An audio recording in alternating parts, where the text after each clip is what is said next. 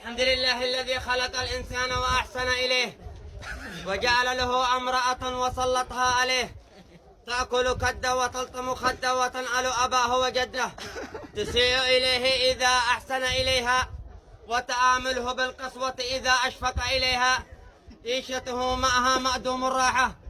ألا فمن كان عازبا فليحمد الله ومن كان متزوجا فليكثر شكواه إلى الله.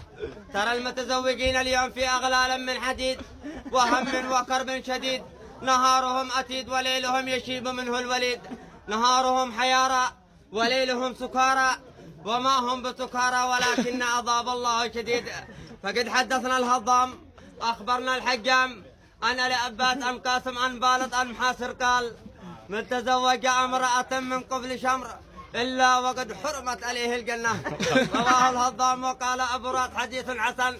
وفي رواية أخرى حدثنا سحلة حدثنا مسجم أن مزبأنا لشبأنا أحمد دبان أدو قال سبع مصائب ولا امرأة من قبل شمر. رواهم أبا وقال مباري حديث حسن. بارك الله لي ولكم في اللحم بغير إضام ونفعنا وإياكم بالصحاوك مع الإدام.